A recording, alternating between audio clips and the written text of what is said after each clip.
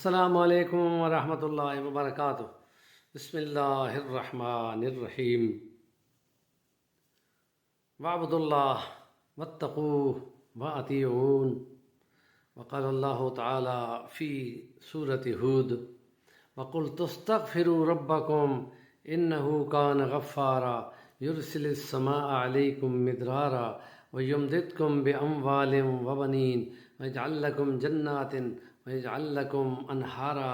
مَا لَكُمْ لَا تَرْجُونَ لِلَّهِ وَقَارًا۔ صدق اللہ العظیم۔ سیرت نبوی صلی اللہ علیہ وسلم اور انبیاء پہ ایمان کے سلسلے میں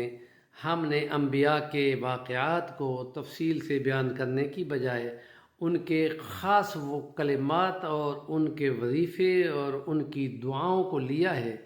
تاکہ ہم آخری امت محمد مصطفیٰ ان انبیاء کے تذکرے سے فائدہ اٹھائے اور ان کے ان وظیفوں کو پڑھے جو انہوں نے اپنی قوم کو کہے تھے، اور ان میں ایک حضرت نوح علیہ السلام کا کلمہ ہے کہ انہوں نے ان کو کہا کہ میں تم کو کہتا ہوں کہ عبادت اللہ کا حق ہے، اس کی عبادت کرو، اس کی نافرمانی سے بچو اور تقوی اختیار کرو، وَأَطِیعُونَ اور وَأَطِیعُونِی میری اطاعت کرو اور فالو کرو ان کاموں کو جو میں تمہیں بتاؤں اور میں نے خدا سے لے کے تمہیں بتانے ہیں، اور تم کبھی گمراہ نہ ہوگے۔ اور پھر میں تم کو یہ کہتا ہوں کہ تم استغفار کرو۔ استغفار اللہ تعالیٰ کو بہت پسند ہے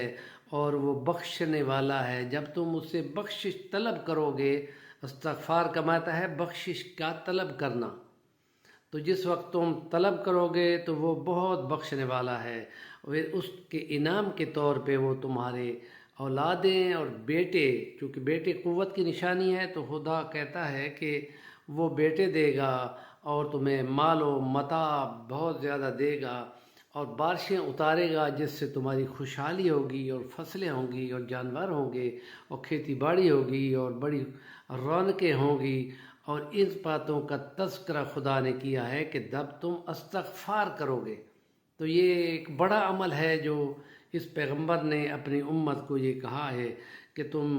استغفار پہ آ جاؤ، توبہ طائب ہو جاؤ، توحید کو اختیار کر لو، اللہ کی نافرمانی سے بچو اور ہر وقت اللہ سے بخشش مانگتے رہو کہ وہ بخشنہار ہے،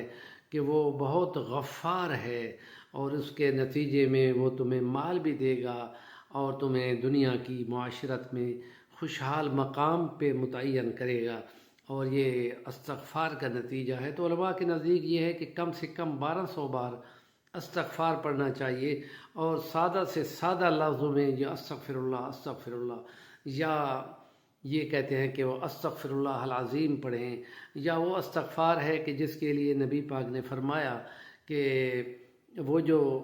7 بڑے گناہ ہیں کہ جو ہلاک کر دینے والے ہیں، ان میں آخر پہ ہے وہ جو میدان جنگ میں عقیدہ ہے کہ ایک ہی ٹائم میں موت آنی ہے، لیکن وہ خوف کر جائے موت کا اور وہاں سے بھاگ نکلے پیٹھ دے کر، تو خدا تعالیٰ اس سے سخت ناراض ہوتا ہے۔ نبی پاک نبی رحمت نے فرمایا کہ جو یہ مسنون استغفار پڑھتا ہے، استغفر اللہ الذی لا الہ الا هو الحی القیوم واتوب الیہ، تو اس کے اندر ایسی باتیں ہیں خدا کی توحید کی اور اس میں اسم ذات کی کہ جن کے ذریعے سے ایسے گناہ گار جنگ سے بھاگنے والوں کی بھی خدا پاک کے یہاں پہ بخشش ہو جاتی ہے کہ چلو معاف کیا۔ تو اس استغفار کو بھی ایک خاص تعداد میں پڑھنا چاہیے۔ صبح و شام کی تسبیح تو بالکل لازمی سمجھنی چاہیے اس کی، اور اس کے نتیجے میں اللہ پاک ضرور برکت دے گا۔ جس کی اولاد نہیں ہوتی اور جس کو مالی کمزوری ہے اس میں بھی اس کو برکت دے گی۔ ہمارا یہ ولاگ حضرت نوح علیہ السلام کی خاص دعا کو مس کر دینے کی وجہ سے کچھ اور باتیں کی تھیں اور اس کو ہم بیان نہیں کر سکے، تو اس لیے آج کے ولاگ میں ہم نے سمجھا کہ استغفار کی اہمیت پہ بہت زور دیا ہے سارے علماء نے، اور نوح علیہ السلام کے ہی کلام میں یہ ہے کہ میں کہتا ہوں کہ تم استغفار کیا کرو، اس کی برکت ہوگی اور تمہاری دنیاوی قوت بن جائے گی، کیونکہ قرآن میں اور جگہ پہ ہے کہ وہ وَيَزِدْكُمْ قُوَّةً إِلَىٰ قُوَّتِكُمْ، اس استغفار کے بدلے میں کہ وہ خدا تمہاری قوت اور طاقت بھی اوپر طاقت بڑھاتا جائے گا۔ انہی الفاظ کی گویا وہ تشریح ہے جو اس آیت میں ہے۔ ہمارے چینل کا نام ہے صفی الوانی، ضرور سبسکرائب کریں اور کام کی بات کا کمنٹ دیا کریں۔